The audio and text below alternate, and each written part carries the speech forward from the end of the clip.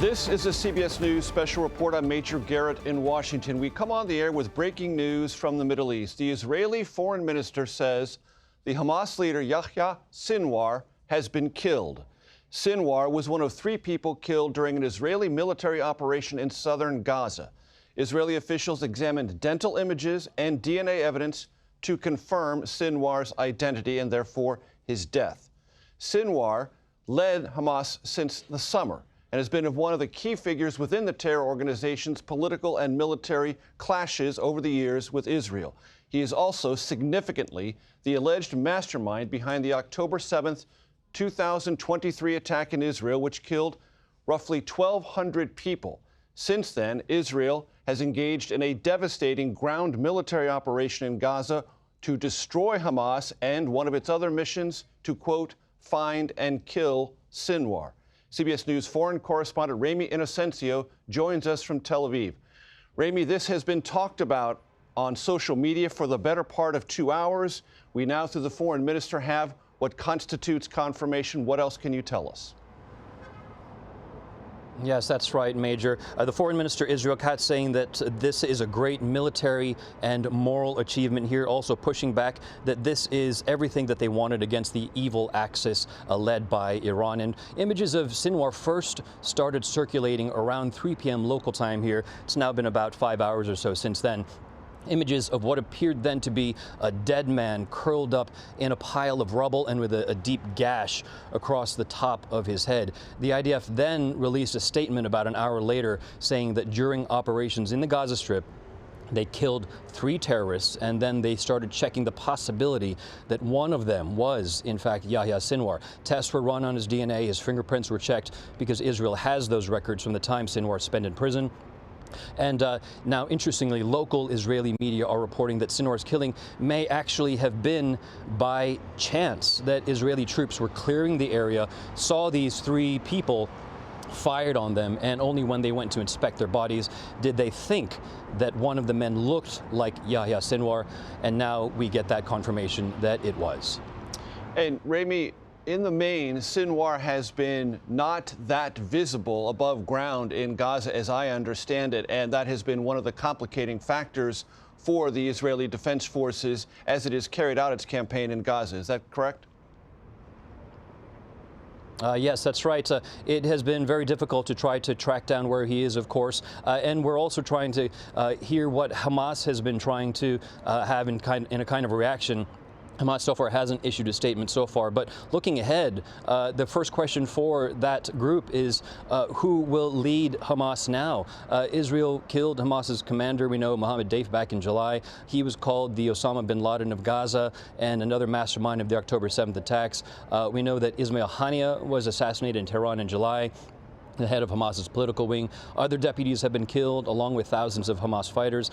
So if and when a new leader is decided, Major, the question then could be whether to try to strike Israel here in retaliation. We know Hamas has been degraded over the past year, but we know it hasn't been destroyed. Or perhaps could the death of Sinwar bring Hamas to its knees in some way and then back to the negotiating table for talks? But right now, we might expect that Hamas in Gaza, and as we know they exist across the Middle East, is reeling and is in disarray. Ramy, please stand by. I want to bring in our Face the Nation moderator and our chief foreign affairs correspondent, Margaret Brennan. Margaret, what are you hearing from your sources, and can you, for the American audience, contextualize the importance of this moment? Major, U.S. sources, Israeli sources tell us this is a game changer. We now have from Israel Defense Forces, from top Israeli officials, the confirmation that Hamas commander Yahya Sinwar, he was the architect of the October 7th attack on Israel, is confirmed dead. So to give Americans a sense of how significant this is to the Israelis, this is their Osama bin Laden. And on Wednesday, the Israel Defense Forces killed Sinwar and 2 other men in a raid in southern Gaza. An Israeli security official told CBS today the soldiers happened to notice that one of the men just looked like Sinwar. In other words, they got lucky here.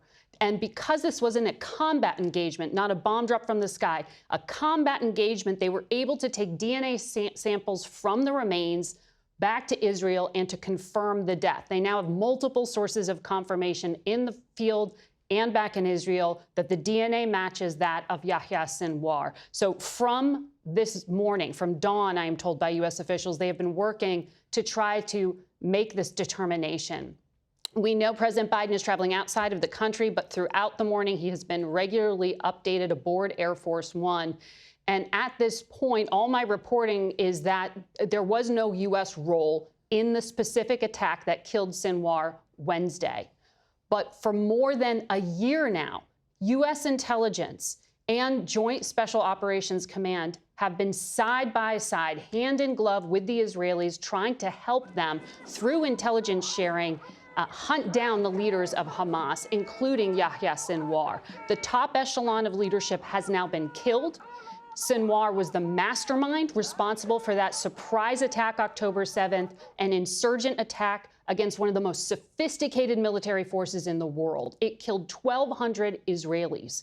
His stated intent was to help Palestinians to shake off through force Israeli rule. But his actions also led to a war between Hamas and Israel that has so far killed 42,000 of his fellow Palestinians, according to the Gaza Ministry of Health, the majority of them, Major, women and children. So this death is potentially a game changer for the conflict, but there are a lot of unknowns. Rami mentioned some of them. What happens to the roughly 100 remaining hostages Hamas took last year? 4 of them, U.S. citizens. Another wild card. Who steps in to take over Hamas? Will they be more willing to negotiate a deal with Israel? How does this play out, by the way, in Tehran? Remember, this conflict has spread through the region over the past year, and we have been on standby waiting for an expected Israeli retaliatory attack on Iran because of other assassinations the Israelis carried out against Hezbollah leaders, another militia, that one based in Lebanon. In Gaza, Sinwar, 62 years old, Major, he spent nearly 2 decades in Israeli custody because of his role in murdering Israelis and Palestinians. He was freed by then Prime Minister Benjamin Netanyahu back in 2011 from prison as part of a hostage deal. There is some historic irony here that we will shortly hear from the Israeli Prime Minister once again, Benjamin Netanyahu, that Yahya Sinwar, the man responsible for killing the most number of Jews since the Holocaust during the reign of Prime Minister Netanyahu, is now confirmed to be dead at the hands of Israel Defense Forces. Margaret, I want to talk to you about what we can see on screen now, which are protests for those supporting the return of the remaining hostages to Israel. This is spontaneous reaction within Israel to the announced death of Yahya Sinwar. And as you mentioned, 90 or so hostages believed to still be alive. Do you believe, and do you have any source information this hour that suggests the death of Sinwar might in any way, since he was the principal interlocutor with not only Israel, but Egypt, the United States, and others involved in these ongoing negotiations, that there might be a better prospect of winning the return of those hostages in the aftermath of his death? Major, I put that question earlier today to a number of U.S. officials who say a lot depends on the choices being made in the coming days by the Israeli Prime Minister Benjamin Netanyahu. I spoke to some Israeli sources as well who do see this as a moment of potential opportunity. The Prime Minister could look at this and say that Israel has taken out the top echelon of Hamas leadership. They could use that to declare victory and to wind down the conflict in Gaza. Do they do that in a way that unlocks a deal with Hamas for the release of hostages? That's the broader question. And for the families of those, like the protesters that you see out there in the street, their number one priority is bringing home those being held against their will who have been there for more than a year now. Margaret Brennan, thank you very much. I want to bring in CBS News senior national security correspondent Charlie D'Agata, who joins us from the Pentagon. There have been enormous, or certainly significant, measurable deployments of U.S. military personnel in the last year after the October 7th attack. Charlie, what are you hearing there at the Pentagon? Yeah, well, Major, just like everybody else, we've been waiting all day. We heard the news this morning. We've been trying to scramble for confirmation. This will potentially impact U.S. forces in the area. There are 40,000 U.S. forces there. There's a carrier strike group in the region, several destroyers. a development just this week. There's been a battery, a THAAD battery, a missile battery, which is to help out Israeli air defenses. That's the first time we've seen U.S. troops in a so-called combat role inside Israel itself, manning that missile battery. So the United States is already forward postured. And connected to this, because all roads lead back to Iran, overnight, the defense secretary announced a strike against Houthi targets in Yemen. That is fairly routine.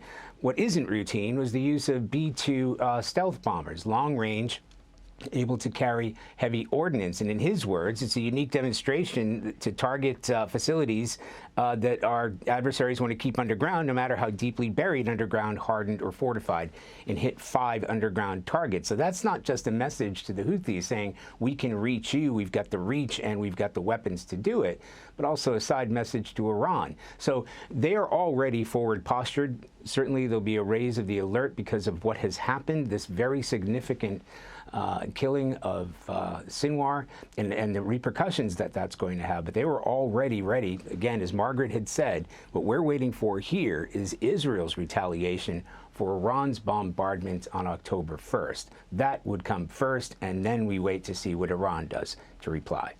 The world awaits. Charlie D'Agata at the Pentagon, thank you very much. To summarize our breaking news from the Middle East, Israel's foreign minister says Hamas leader Yahya Sinwar is dead, killed during an Israeli military operation in southern Gaza. Our coverage of this breaking news will continue on CBS News 24/7, your local news, and tonight, of course, on the CBS Evening News. This has been a CBS News special report. I'm Major Garrett in Washington. Good day.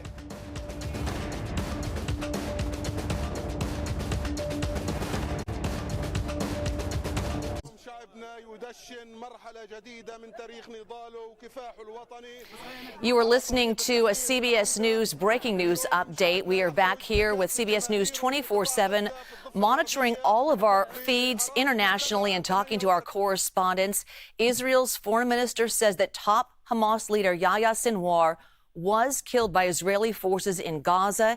He has been described as, quote, the mastermind behind these brutal attacks on October 7th. The IDF reports that 3 terrorists were killed during what they call a routine operation in the Gaza Strip. This information coming down just as we reported it to you live. Senior Vice President and Middle East Program Director for the Center for Strategic and International Studies, John Alterman, joining us now. Thank you so much for being here on this critical day with this latest information. Where do we begin? Why don't you talk about the significance of this confirmation of his death? It is a really big deal. I think one of the big questions is, in the absence of him, who is going to make a deal on behalf of Hamas? A lot of the military leadership has been killed, the political leadership with the assassination of Ismail Haniyeh in Tehran in July means it's not really clear who can act for Hamas, but I think we are in a totally different part of this conflict. In my judgment, Yahya Sinwar was never going to make a deal to stop this fighting. Now we have the prospect. But one of the other questions very important about the hostages is who actually controls all the hostages. I don't think Hamas has all of them. And whether this new arrangement means some hostages can be released, some hostages are being held by other militant groups that aren't going to trust the new Hamas leadership. We are going to be in a very messy phase, but it also seems to me clear we're entering a different phase, and a phase where we can begin to see an end to military operations in the Gaza Strip, because the Netanyahu government can say, look, we got the biggest target we were going after.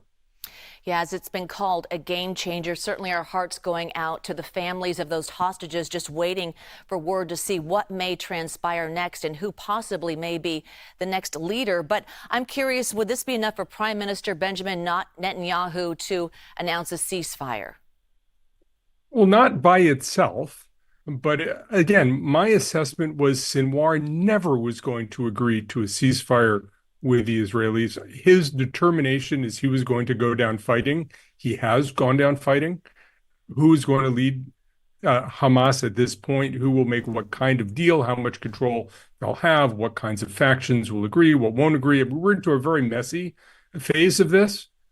but it is the beginning of a set of opportunities to get out of this, and particularly from the point of view of Prime Minister Netanyahu, who was accused by many on the right in Israel as well as the left of having been responsible for the October 7th massacres by his wrong approach to treating Hamas in Gaza. This gives him a scalp. It gives him a sign of victory. It gives him a sign of accomplishment, that we persevered for more than a year, and now we killed the mastermind behind this, and now we can start thinking about what the next phase is. Notably, Israel hasn't really talked a lot about what the next phase in Gaza is. Now Israel has to talk about the next phase, but it will be a phase that won't be led by Yahya Sinwar, which I think from the point of view of many Israelis is a necessity.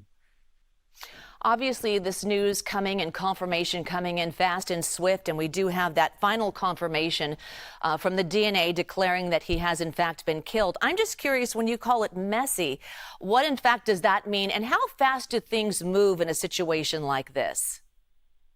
Well, you have a terrorist group that is very concerned with the possibility that Israel is monitoring all of its communications. So communication is hard. It's hard to figure out who's on top, who's not on top. One of the things we see with all kinds of terrorist groups is when they decide to stop fighting, there are people who say, no, I'm going to keep fighting. We saw this with the Irish Republican Army and the real IRA that decided to keep fighting. So one of the challenges that Israel is going to have is there will be groups of Hamas fighters who are going to say, okay, let's figure a way out of this, and other groups of Hamas fighters who said, no, now we're going to have to double down. And of course, there are other militant groups within Gaza, including the Islamic Jihad and others, and how you create a new security environment and how you move to a post-conflict situation when you don't have a leader who can give credibility to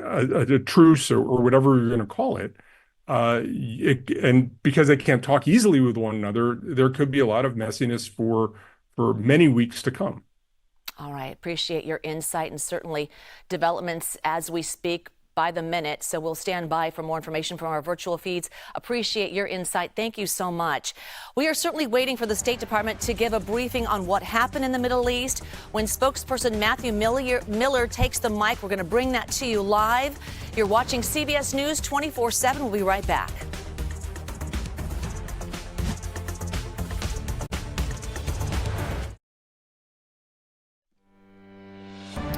You're watching CBS News 24/7. We want to get back to the breaking news out of the Middle East. Israel's foreign minister says that Hamas's top leader, Yahya Sinwar, was killed by Israeli forces in Gaza. He has been described as, quote, the mastermind behind the brutal attacks on October 7th. The IDF reports that 3 terrorists were killed during what they call a routine operation in the Gaza Strip. President Biden has been briefed on the situation unfolding in the Middle East while on his way to Germany. President Biden will address the bloodshed in Israel and the steps to finding a diplomatic solution during his trip abroad. Now, CBS News White House reporter Willie James Inman joins us live from Berlin with the latest developments on the White House's response to the death of Yahya Sinwar. Thank you for joining us on this critical day.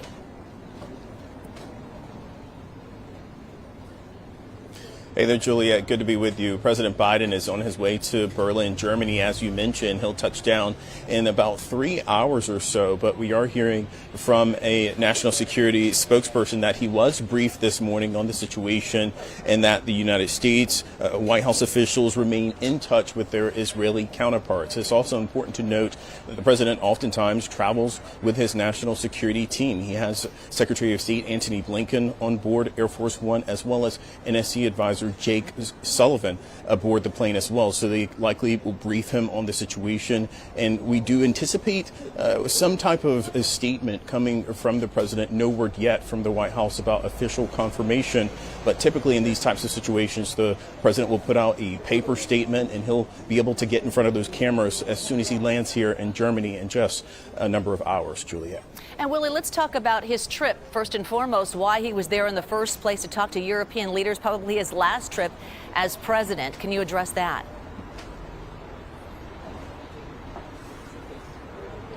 Yeah, that's right. This is perhaps the president's last trip to Europe. He'll meet with German Chancellor Olaf Scholz to talk about the partnership between the United States and Germany, the economic ties, increased people-to-people ties.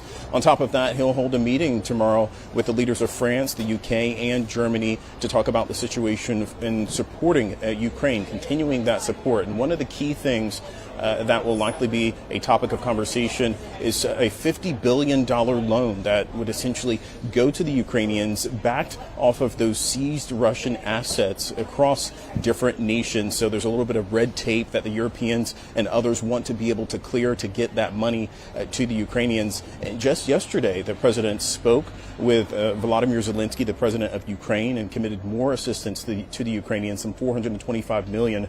And that, of course, is part of that $8 billion or so that the president committed to giving to the Ukrainians in the next couple of months. So clearly, this is a situation where the president will continue to talk about Ukraine, stress the importance of giving Ukraine that aid that it needs as he finishes out his term in office. Juliet. All right, Willie James Inman, thank you so much. We'll await his comments once he lands.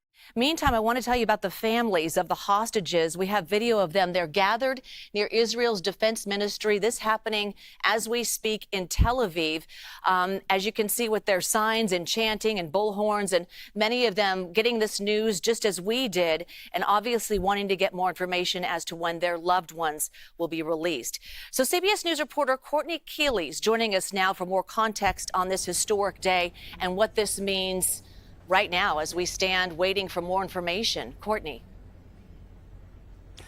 Hi there. This really means this is the death of a kind of Osama bin Laden figure for the Israelis. He was the mastermind. He really laid out the plan and executed that plan, killing more than 1,200 people in southern Lebanon on October 7th, that massacre of proportions that brought horror and were the worst killings of Jewish people since the Holocaust. He was the mastermind. He was one of the forefathers of Hamas. From 1987, from their inception, he believed in a messianic kind of zealotry. He did not believe in anything in moderation. He was in an Israeli jail for 22 years after being sentenced to 4 death sentencings. He served 22 years after the release of Gilad Shalit, that Israeli Defense Forces soldier, in 2011. He was released as part of the prisoner release into Gaza, and he rose up through the ranks until he carried out those killings on October 7th. He did not put up a white flag. He would not give up, no matter how hard the Israeli Defense Forces hit Gaza, no matter how many deaths of Palestinians, mainly women and children, happened in the tens of thousands. This means everything to the fate of Hamas, to the fate of this regional war, to the fate of what Israeli Prime Minister Netanyahu will do next. Courtney, certainly your international coverage and you being there reporting in the past gives us context into his power. But what does this mean now? Who then steps in to lead, to carry on his big shoes, so to speak? Well, it's really important to know he does not speak for all Palestinians. Hamas won in the legislative elections in 2006, mainly because of the corruption of Fatah, the former party of Yasser Arafat. Yasser Arafat died in 2004. It did create a vacuum. They were also seen as corrupt, and they were not well liked. That opened up the ability for Hamas to come in, and then they carried out a civil war in Gaza to take power. And when I've gone there in the past as a journalist, going through that Hamas checkpoint was vastly different than when I used to go before. They had created their own little Islamic state. They killed other people, Palestinians, with impunity as well, if they're not adhering to a moral code. This is going to be a very big game changer for Palestinians, both in the West Bank and in Gaza. And we'll see if the Fatah or any other peaceful organizations can come in with outside support that have been part of the past in terms of negotiations. All right, Courtney Cleve, thank you so much for your expertise there.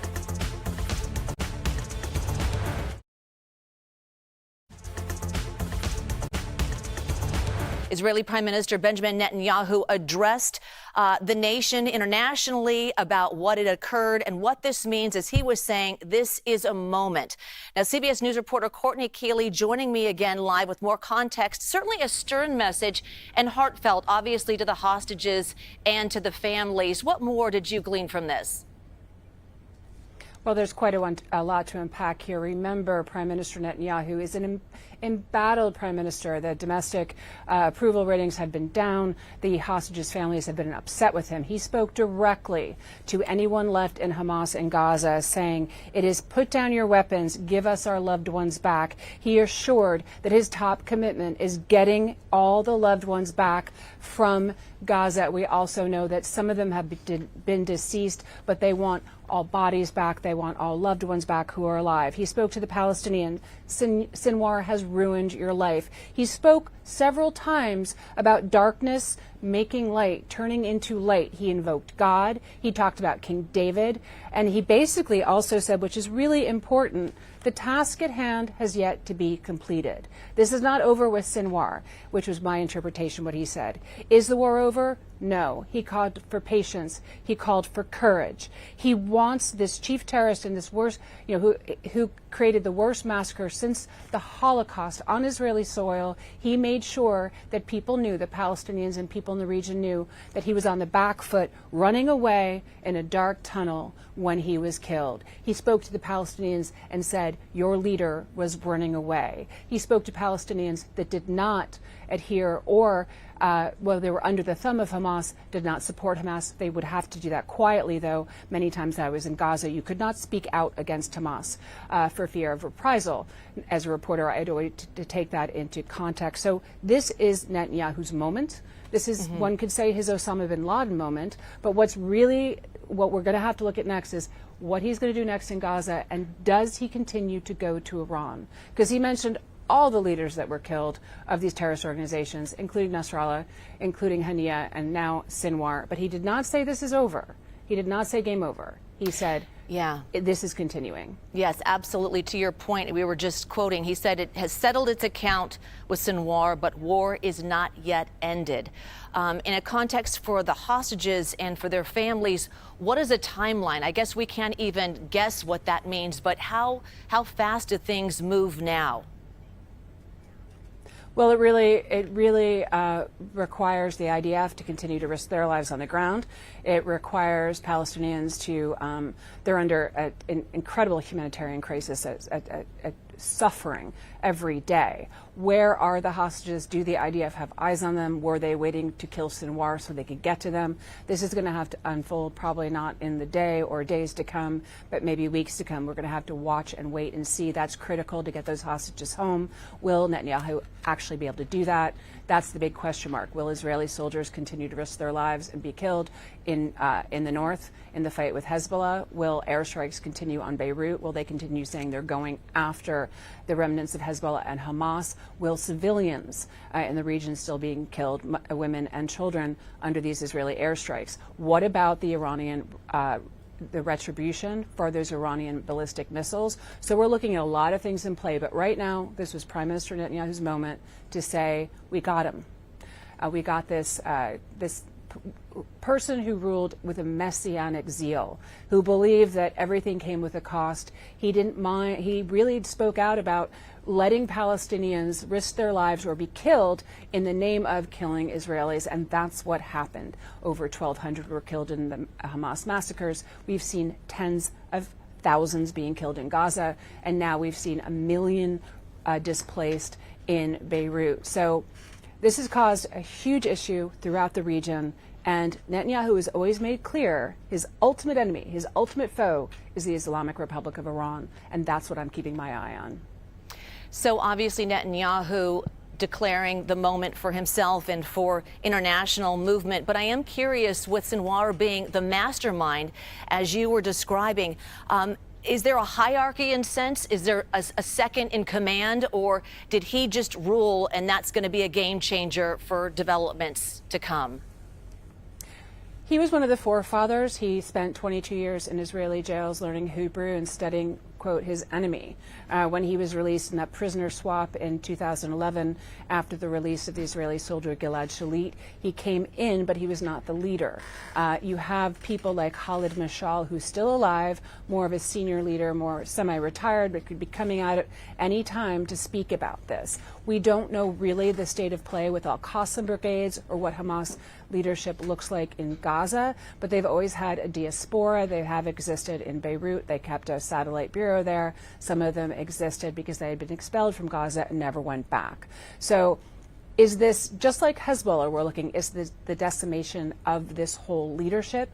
Will Fatah and other Palestinian groups be able to come in the vacuum? What will happen right now? But what we're left with is a decimated Gaza with a humanitarian crisis, hostages still there, and Sinwar, who would not give up despite the Israeli airstrikes, despite the starvation and hunger, despite the killing of his own people. He's gone. And what does that mean for Palestinians? What does it mean for the Lebanese? What does it mean for Hamas in terms of how much of their leadership is left? Like Hezbollah and Nasrallah, it's unclear. But they got a long-time devotee that brought Hamas into, like I said, a messianic zealotry of killing Israelis, only functioning to destroy the state of Israel, sacrificing their own people for the idea of killing Israelis and going after the Israeli state. He is no longer there. Will Hamas actually wave a red flag? Who in Hamas still exists? You have the social welfare group, you've got people and civilians, but will people come out in Gaza and be happy to have Hamas gone? But no one is happy in Gaza. It's decimated, it's destroyed. People don't even have the basic healthcare needs, the basic sanitation. Netanyahu might claim a victory in this, and it is a victory for the IDF to get Sinwar, and it will take out an obstacle towards peace. But we're left with a region that is absolutely devastated right now. Israelis, Lebanese, and mostly Palestinians, including the West Bank. So there'll be a lot of international intervention immediately. We'll have to see what President Biden says next when he gets off, when he arrives in Germany. CBS News reporter Courtney Keeley. Courtney, thank you so much. All right, well, continuing coverage on this breaking news out of the Middle East. Israel says that Hamas's top leader, Yahya Sinwar, killed by Israeli forces in Gaza. Prime Minister Benjamin Netanyahu says Israel has settled its account with Sinwar, but war is not yet ended. Sinwar has been described as, quote, the mastermind behind the brutal attacks on October 7th. Israeli Minister of Defense relaying this statement: the state of Israel has brought justice with the elimination of Yahya Sinwar, a vile murderer and terrorist. Sinwar is the terrorist, the master terrorist who planned and carried out the October 7th massacre, during which so many innocent Israelis were murdered. Minutes ago, Ronan and Orna Nutra sent CBS News a video statement. Their 23-year-old American son, Omar, remains a hostage. Let's listen in. We are the parents of Omer Nutra, a dual Israeli-American citizen who has been held hostage by Hamas for the past 377 days. We've heard the news about the killing of Yahya Sinwar, the head of Hamas organization in Gaza. This is a critical, time-sensitive development as it relates to the hostages. Their lives are in great danger now, more than ever. We're calling on the Israeli government and the U.S. administration to act swiftly and do whatever is needed to reach a deal with the captors. We are at an inflection point where the goals set for the war with Gaza have been achieved, all but the release of the hostages. Sinwar, who was described as a major obstacle to a deal, is no longer alive. It is critical that all attention is focused now on achieving the goal of the deal, which will secure the release of our son Omer and the rest of the hostages. We are fully aware of few missed opportunities to reach a deal throughout the year. Omer is in the hands of ISIS Hamas terrorists. This time, the opportunity must be seized. All hostages must be released in one deal immediately. Such a critical day, and as you could hear from the family, just pleading for the release of their loved one. And as you can see here, we're monitoring all of our feeds internationally. This is video from the family gathering in Tel Aviv, chanting with flags and signs, calling for the release of their loved ones, hoping for an end to this. And as we saw Benjamin Netanyahu addressing the crowd internationally, this is a moment in time. As you can see, these family members hoping that something will happen. We're also waiting for the State Department to give a briefing on what happened in the Middle East. So when the spokesperson, Matthew Miller, takes the mic, we'll certainly bring that to you on CBS News 24/7. We've been covering this breaking news all morning long with the confirmation Israel's foreign minister says that Hamas's top leader, Yahya Sinwar, was killed by Israeli forces in Gaza. He's been described as, quote, the mastermind behind the brutal attacks on October 7th. The IDF also reporting that 3 terrorists were killed during what they call a routine operation in the Gaza Strip. Our video feeds taking you to Tel Aviv, where you are looking at family members chanting and hoping that this is a day in history where their loved ones will finally be released. It'll have some end to this. We're going to continue our coverage throughout the day on CBS News and on CBS News 24/7. We want to thank you for watching. We're going to continue our coverage. For more, I'm Juliette Goodrich. Thanks.